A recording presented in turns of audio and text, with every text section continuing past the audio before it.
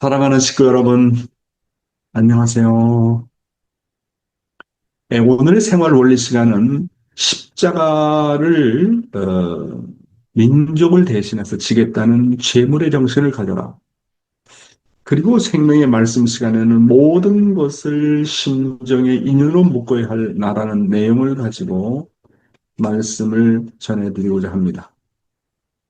생활 원리에서는 메시아의 강림과 그 재림의 목적에 대해서 요즘 말씀을 드리고 있습니다. 원리 본문은 분독을 했기 때문에 생략을 하고 바로 참 아버님 말씀으로 들어가서 분독 내용을 알아보겠습니다. 십자가를 민족을 대신해서 지겠다는 죄물의 정신을 가져라. 오늘날 여러분은 무엇을 해야 할 것인가? 2000년 전에 예수님께서 하나님의 뜻을 증거하기 위해서 애달파 하시던 것과 같이 오늘날 여러분도 있는 정성을 다 기울여서 하나님의 뜻을 증거해야 되겠다는 것입니다. 또한 당시 유대교단 이스라엘 민족의 반대를 무릅쓰고 비장한 심정과 각오를 갖고 사탄과 대결해서 싸우시던 예수님의 사정, 하늘의 뜻 성사를 위해서 염려하시는 예수님의 심정을 갖고 대신 뜻을 이루어드릴 수 있는 사람이 되어야 하겠습니다.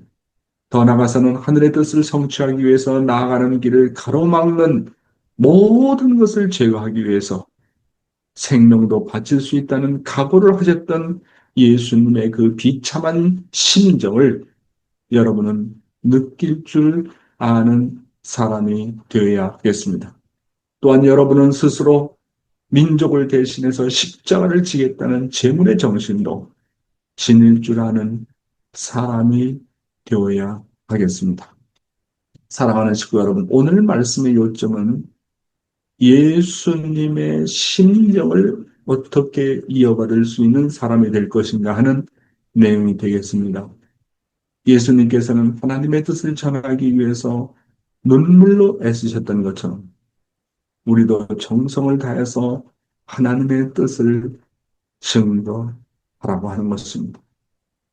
나는 매일매일 순간순간을 어떻게 정성을 다해서 하나님의 뜻을 증거하고 있는 나인가 하는 것입니다. 예수님께서는 반대와 핍박 속에서도 뜻을 이루기 위해서 싸우셨던 것처럼 우리도 어떤 어려움 속에서도 후퇴하지 말아야 하는 것입니다. 예수님께서 하나님의 뜻을 위해서 생명까지 바치실 각오를 하셨던 것처럼 우리도 뜻을 위해서 하나님의 해방 석방을 위해서 하나님의 나라의 건설을 위해서 이것을 최우선으로 생각하는 각오를 가지고 나가라는 말씀인 것입니다. 아버님은 초창기에 예수님의 심정과 사정과 뜻을 놓고 많은 말씀을 하셨습니다. 초창기의 말씀은 예수님에 대한 말씀이었습니다.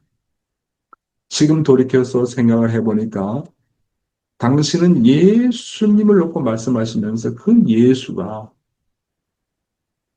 그 당시에 아버님의 심정과 사정과 뜻을 놓고 하신 말씀과 같다는 것을 제가 느낍니다.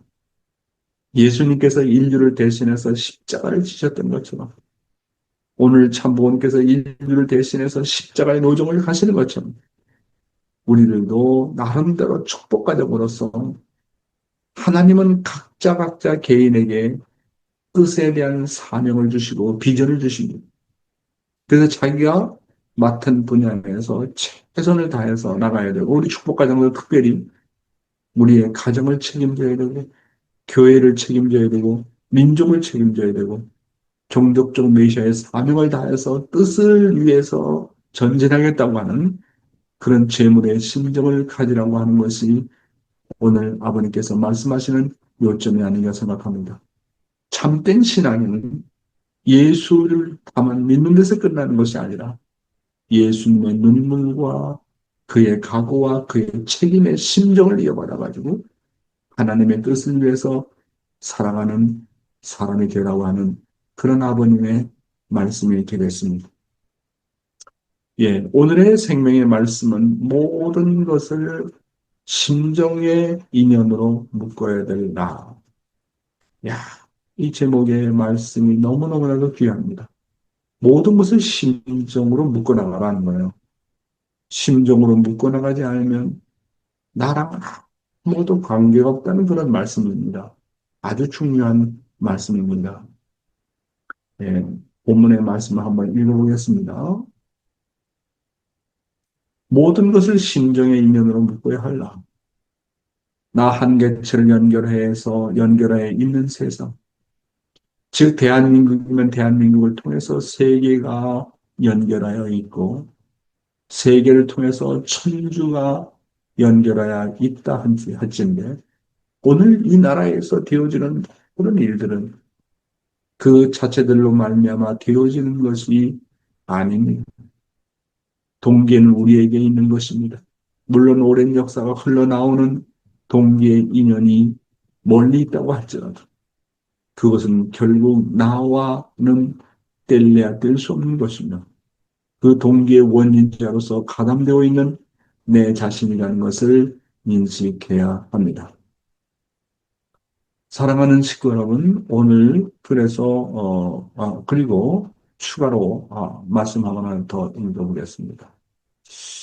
네, 오늘 말씀은 이 모든 것을 심정의 인연으로 묶어 나가라고 하는 그 매우 뜻깊은 말씀인데요. 만물과 인간과 하나님은 심정세계를 중심 삼고 뗄래야 뗄 수 없는 심정에 연결되어 있다고 말씀하십니다. 따라서 나는 모든 것을 심정의 인연으로 묶어나가라. 이게 이제 오늘 아버님의 말씀의 아주 중요한 포인트입니다. 그런데 우리는 보통 세상을 그냥 세상적인 눈으로, 우리의 육신의 눈으로 봅니다. 그런데 참 아버님은 무엇을 볼 때 우리의 육신의 눈으로 보지 말고 세상의 눈으로 보지 말고 하나님의 심정을 중심 삼고 보라고 하는 겁니다. 하나님과 인간과 만물은 각각 따로 존재하는 것이 아니라고 하는 얘기입니다. 모든 것이 심정으로 연결되어 있다는 말씀입니다. 그러므로 신앙생활의 목적은 단순히 교리를 아는 것이 아니라 하나님과 심정적으로 연결되어 있다고 하는 것입니다. 또한 사람과 사람 사이도 심정으로 연결될 때 참된 관계가 이루어집니다. 결국 복귀 역사라고 하는 것은 잃어버린 심정의 인연을 다시 회복하는 역사다. 이렇게 말씀드릴 수 있겠습니다. 하나님은 왜 인간을 창조하셨을까요?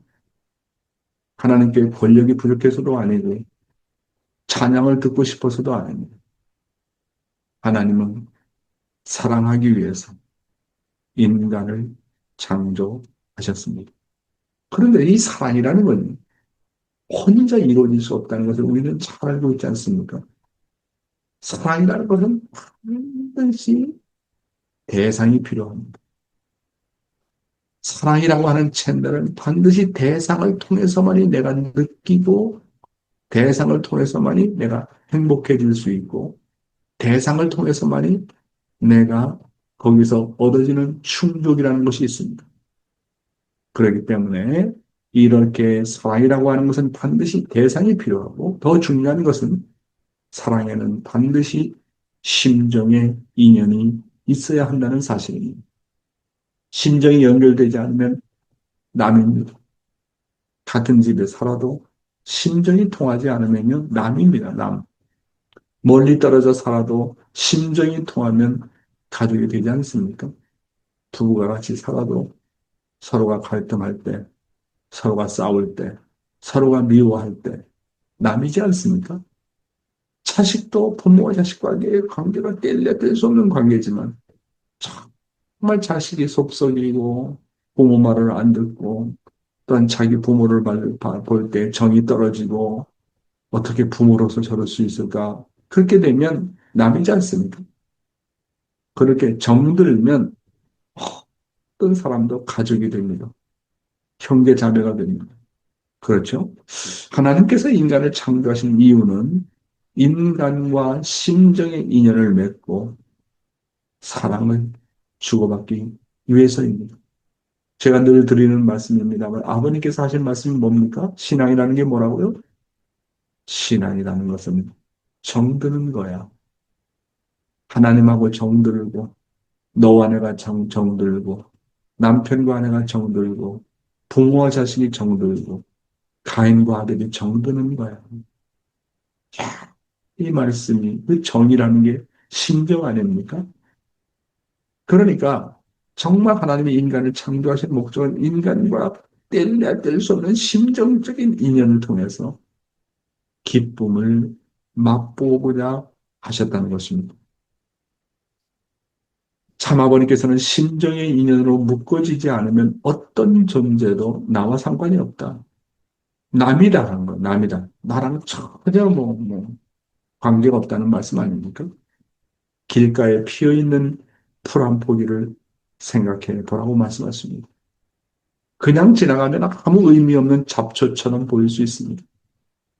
그러나 하나님께서 사랑으로 창조하신 작품이라고 생각하면 달라지는 것입니다. 그 풀 한 포기에도 하나님의 정성과 사랑이 깃들어 있다라고 생각하고 그 잡초를 대하게 되면 거기에서 심정의 인연이 맺어지는 것입니다. 심정을 잃어버리면 세상은 물건처럼 보입니다. 그냥 나무는 나무고 물은 물이고 그렇잖아요. 태양은 태양이고 달은 달이고 아무런 느낌이 없습니다. 사람도 그래서 심정을 잃어버리면 사람도 물건처럼 돼. 자연도 그냥 이용 대상으로만 보이는 겁니다. 사람들과의 관계도 그냥 비즈니스의 관계입니다. 그러나 심정의 눈이 열리면 모든 것이 하나님의 사랑의 흔적으로 보이기 시작합니다. 천국은 바로 이런 심정의 세계에서 시작이 되는 것입니다. 예수님께서는 가장 큰 계명을 말씀하셨습니다. 마태복음 22장 37절에서 39절의 말씀입니다. 내 마음을 다하고 목숨을 다하고 뜻을 다해서 주 너의 하나님을 사랑하라. 그런데 우리는 한 가지를 먼저 알아야 됩니다. 하나님께서는 먼저 인간을 그렇게 사랑하셨다는 사실입니다. 하나님은 인간을 향해서 마음을 다하고 뜻을 다하고 목숨을 다하고 생명을 다해서 사랑하셨다는 말씀입니다. 참 아버님께서는 하나님의 인간을 창조하실 때 100%가 아니라 120%까지 투입하셨다고 말씀하셨습니다. 그러므로 하나님을 사랑하라는 말씀은 단순히 명령이 아니라 먼저 나를 사랑하신 그 하나님의 사랑에 대한 응답이 되는 것입니다. 자, 여러분 시편 147편 4절의 말씀을 한번 봅시다. 그가 별들의 수요를 세시고 그것들을 다 이름대로 부르시는도다. 생각해 보십시오, 식구 여러분. 우주에 있는 수많은 별들의 이름을 하나님께서는 모두 알고 계십니다. 별 하나도 잃어버리지 않으시는 하나님이십니다. 그렇다면 인간은 어떻겠습니까? 별은 만물이잖아요. 인간은 하나님의 자녀를 지으셨지 않습니까? 하나님은 지금까지 역사 속에 살다가 수많은 사람들의 이름을 기억하고 계십니다. 현재 살아가고 있는 모든 인류 한 영혼 한 영혼 한 영혼 지금 약 80억의 인류가 살고 있지 않습니까? 80억의 인류의 한 사람 한 사람의 이름을 기억하고 있다는 사실입니다. 뿐만 아니라 앞으로 태어날 후손들까지도 사랑으로 다 품고 계신 하나님. 이것이 하나님의 사랑 아닙니까? 그래서 하나님께서 우리를 사랑하시는 그 사랑의 크기는 인간의 사랑으로는 헤아릴 수가 없어요. 그 어느 어떤 존재가 그렇게 하겠습니까? 영계에 간 영혼들이 수천억이 되는 거예요. 그 한 사람 한 사람의 이름을 다 기억하고 그 한 사람 한 사람에 대해서 다 사랑하고 있고 뭐 만물들 나무 하나하나 고기 하나하나에 이름을 다 기억하고 있고 모든 풀이라고 하는 풀의 이름을 다 기억하고 있고 수십억 개 되는 별들의 이름을 기억하고 있고 주관하고 계십니다. 이런 걸 생각하면 도대체 하나님의 사랑의 크기는 얼마나 큰가 하는 것입니다. 상상할 수 없는 존재라는 것을 우리는 알 수 있지 않습니까? 여러분, 우리는 한 사람을 사랑하는 것도 쉽지 않아요. 가족 가운데 한 사람 때문에 마음이 아픕니다. 한 사람 때문에 상처가 납니다. 한 사람 때문에 울기도 하고 기뻐하기도 합니다. 그런데 하나님은 어떠하십니까? 하나님께서는 지금까지 역사 속에 살다간 수천억의 영인들을 다 기억하실 뿐만 아니라 사랑하고 있다는 사실. 현재 지상에서 살아가는 80억의 인재를 품고 있다는 사실. 뿐만 아니라 앞으로 태어날 후손딸까지도 사랑으로 품고 안고 가고 계시다는 사실. 이거 믿겨지지 않는 겁니다. 부모가 여러 자녀를 사랑하듯 하나님은 모든 천주를 품고 계십니다. 그러므로 하나님의 사랑은 인간의 머리는 조금 전에도 말씀드렸지만 다 이해할 수도 없고 헤아릴 수도 없는 사랑입니다. 그 사랑은 국경을 초월하고 시대를 초월하며 인종과 문화의 장벽을 뛰어넘는 사랑입니다. 참 아버님께서는 하나님의 사랑을 생각할 때마다 인간이 얼마나 고귀한 존재인가를 먼저 깨달아야 한다고 말씀하고 계십니다. 여러분, 사랑이 크면 기쁨도 크지만 아픔도 큽니다. 그래서 인간의 타락은 단순히 계명을 어긴 사건이 아닙니다. 타락은 하나님의 심정을 배반한 사건입니다. 하나님의 심장에 대못을 박은 사건입니다. 부모가 목숨을 걸고 사랑한 자녀가 부모를 버리고 떠났다고 생각해 보십시오. 그 부모의 심정이 얼마나 아프겠습니까? 참아버님께서는 하나님의 슬픔을 먼저 보셨습니다. 우리는 늘 자기 고통을 먼저 생각합니다. 내가 힘들다. 내가 외롭다. 내가 상처받았다. 누구도 나를 알아주지 않는다. 결국은 나 혼자야. 그러나 하나님은 인간을 잃어버리고 수천 년 동안 눈물을 흘려 오셨습니다. 그 슬픔은 한 개인의 슬픔이 아니라 천주적인 슬픔이십니다. 그래서 복귀 역사는 하나님의 눈물을 닦아내리는 역사라고도 할 수가 있겠습니다. 누가복음 19장 41절의 말씀입니다. 가까이 오사 성을 보시고 우시면서 예수님께서는 예루살렘 성을 바라보며 눈물을 흘리셨습니다. 왜 우셨습니까? 잃어버린 하나님의 자녀들을 보셨기 때문입니다. 하나님께서는 사랑하는 백성이 하나님을 알지 못하고 방황하는 모습을 보셨기 때문입니다. 예수의 눈물은 단순한 동정의 눈물이 아닙니다. 그것은 하늘 부모님의 심정을 대신한 그런 눈물이었습니다.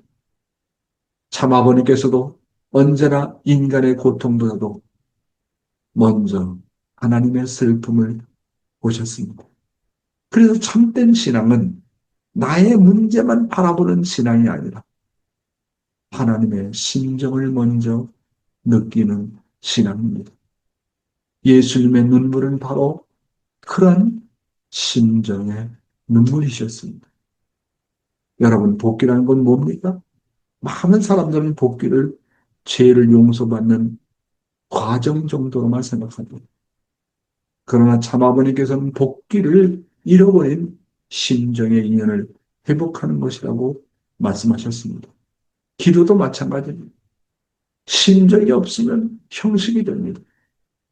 예배도 심정이 없으면 그냥 하나의 의식입니다. 심정이 없으면 단순한 종교 행위에 머물게 됩니다. 그래서요, 신앙의 핵심이 뭐라고요? 심정입니다. 심정이 연결될 때 하나님은 비로소 나의 아버지가 되십니다. 심정이 연결되지 않으면 하나님은 단지 멀리 계신 창조주로만 남게 됩니다. 복귀는 하나님과 인간 사이에 끊어진 심정의 다리를 다시 놓는 역사인 것입니다. 심정의 눈이 열리면 세상이 완전히 달라 보인다는 게 아버님 말씀 아닙니까? 사람은 한 생명도 함부로 볼 수 없습니다. 왜냐하면 모든 인간은 하나님의 자녀이기 때문에 그렇습니다. 국적이 달라도 하나님의 자녀입니다. 인종이 달라도 하나님의 자녀입니다. 종교가 달라도 하나님의 자녀입니다. 심정의 눈으로 보면 인종차별도 사라지고 종교차별도 사라집니다. 사람을 이용의 대상으로 보는 것이 아니라 사랑의 대상으로 보게 됩니다. 참 아버님께서는 심정의 세계에 들어가면 원수까지도 품을 수 있다고 말씀하셨습니다. 왜냐하면 하나님께서 모든 인간을 자녀로 바라보고 계시기 때문입니다. 여러분, 참 아버님께서는 뭐라고 말씀하셨습니까? 정들지 않으면 남이다 라고 하셨습니다. 그러면 정이라는 것은 뭡니까? 심정의 연결입니다. 함께 오래 살았기 때문에 정이 드는 것은 아니에요. 심정이 통하기 때문에 정이 드는 겁니다. 그래서 하나님과도 정이 들어야 됩니다. 기도를 많이 한다고 해서 반드시 하나님과 가까워지는 것은 아닙니다. 심정이 통해야 됩니다. 말씀도 마찬가지입니다. 말씀을 많이 읽는 것보다 더 중요한 것은 말씀과 정드는 것입니다. 말씀 속에서 하나님의 심정을 발견하고 참부음의 심정을 느끼고 눈물을 흘릴 수 있어야 된다고 참 아버님은 말씀하고 계십니다. 사람과의 관계는 마찬가지예요. 심정이 통하지 않으면 함께 살아도 남입니다. 그러나 심정이 통하면 멀리 떨어져 있어도 가족입니다. 형제 자매입니다. 나아가 만물과도 정이 들어야 됩니다. 산을 봐도 하나님의 창조를 느끼고 꽃 한 송이를 봐도 하나님의 사랑을 느낄 수 있어야 된다는 게 아버님 말씀 아닙니까? 그때 우리의 삶은 신앙생활이 진정으로 의미를 찾게 되고 생활 전체가 하나님과 동행하는 삶이 되는 것입니다. 예, 오늘 하나의 예화를 말씀드리겠는데요. 2011년 동일본 대지진과 쓰나미가 일본을 덮쳤을 때 실제 있었던 얘기입니다. 갑자기 거대한 쓰나미가 마을을 향해서 밀려왔습니다. 사람들을 모두 살기 위해서 높은 곳으로 도망가기 시작했습니다. 그런데 한 어머니는 피나가던 도중 갑자기 방향을 바꿔 무너져가는 마을 쪽으로 다시 뛰어들어갑니다. 사람들이 소리쳤습니다. 안 됩니다. 지금 들어가면 죽습니다. 그러나 그 어머니는 한마디만 남겼습니다. 내 아이가 아직 안에 있어요. 어머니는 자신의 생명을 계산하지 않았습니다. 자신이 살 가능성과 죽을 가능성을 따지지 않았습니다. 오직 아이만 생각했습니다. 나중에 발견되었을 때 그 어머니는 아이를 품에 꼭 안고 있었습니다. 자신은 목숨을 잃었지만 마지막 순간까지 아이를 놓지 않았습니다. 왜 그럴까요? 심정 때문입니다. 참사랑은 계산하지 않습니다. 부모의 심정은 손해를 따지지 않습니다. 이것이 바로 하나님께서 인간을 사랑하시는 심정과 닮아 있는 모습이 아니겠습니까? 하나님께서는 인간이 타락한 후에도 어느 인간 하나 포기하지 않으셨습니다. 그럼에도 불구하고 하나님은 배신당하셨습니다. 외면당하셨습니다. 수많은 시대 동안 인간은 하나님보다도 자기 욕심을 먼저 따라갔습니다. 그럼에도 하나님께서는 인간을 버리지 않으셨어요. 왜 그러셨을까요? 부모의 심정 때문입니다. 부모는 자녀가 잘못했다고 해서 부모의 자리를 포기하지 않습니다. 자녀가 집을 나가니 기다리고 또 기다리고 자녀가 부모를 배신해도 용서할 길을 찾습니다. 하나님께서도 마찬가지입니다. 6천년 분기 역사는 포기하지 못하는 하나님의 사랑의 역사였습니다. 눈물의 역사였고 기다림의 역사였고 끝까지 믿어주는 그러한 사랑의 역사였습니다. 참 아버님께서는 하나님의 가장 큰 속성은 사랑이며 그 사랑의 중심에는 부모의 심정이 있다고 말씀을 하셨습니다. 많은 사람들은 천국을 죽어서 가는 장소로 생각합니다. 그러나 참 아버님께서 천국은 심정의 생애라고 말씀하고 계십니다. 천국은 하나님과 인간이 심정으로 연결된 세계입니다. 사람과 사람이 심정으로 연결된 세계입니다. 만물과 인간이 심정으로 연결된 세계입니다. 그래서 천국에서는 미움이 설 자리가 없습니다. 차별이 설 자리가 없습니다. 이기심이 설 자리가 없습니다. 모두가 서로를 하나님의 자녀로 바라보고 서로를 사랑하기 때문에 그렇습니다. 천국은 높은 건물이 많이 있는 곳이 아닙니다. 천국은 과학이 발전한 것도 아닙니다. 천국은 심정의 인연이 완성된 세계입니다. 하나님께서 기뻐하시고 인간이 행복하며 만물이 함께 기뻐하는 세계인 것입니다. 그러한 세계가 바로 참된 평화의 세계라고 참 아버님은 말씀하고 계십니다. 결론적으로 말씀드리겠습니다. 사랑하는 식구 여러분, 오늘 우리는 매우 중요한 사실을 공부했습니다. 우리는 결코 혼자 존재하는 존재가 아닙니다. 나 하나는 가정과 연결되어 있습니다. 민족과 연결되어 있습니다. 세계와 연결되어 있습니다. 천주와 연결되어 있습니다. 그리고 그 중심에는 심정의 인연이 있습니다. 하나님께서 인간을 사랑하시는 것도 바로 이 심정 때문입니다. 예수님께서 눈물을 흘리신 것도 심정 때문입니다. 참부님께서 평생 인류를 위해서 사신 것도 심정 때문입니다. 그러므로 우리도 하나님처럼 마음을 다하고 뜻을 다하고 생명을 다해서 사랑해야 됩니다. 하나님과 정들어야 됩니다. 말씀과 정들어야 됩니다. 사람과 정들어야 됩니다. 남편하고 정들어야 됩니다. 아내하고 정들어야 됩니다. 만물하고 정들어야 됩니다. 그럴 때 복귀가 시작됩니다. 그럴 때 천국이 시작됩니다. 그럴 때 원수가 형제가 되고 인종과 종교의 장벽이 무너지며 하나님의 심정 문화 세계가 이루어지게 됩니다. 참아보는 말씀처럼 만물과 인간과 하나님은 심정 세계를 중심 삼고 서로 뗄래야 뗄 수 없는 심정의 연결이 되어 있다고 말씀하고 계십니다. 이 심정의 인연을 붙들고 하나님과 더욱더 가까워지고 사람을 더욱더 사랑하며 마음들을 더 귀하게 여기는 참된 하늘 자녀가 되시기를 바라겠습니다. 모든 것을 심정의 인연으로 묶어가지고 하늘 부모님의 심정을 채울하며 살아가는 우리 모든 축복 가정들이 되었으면 좋겠습니다.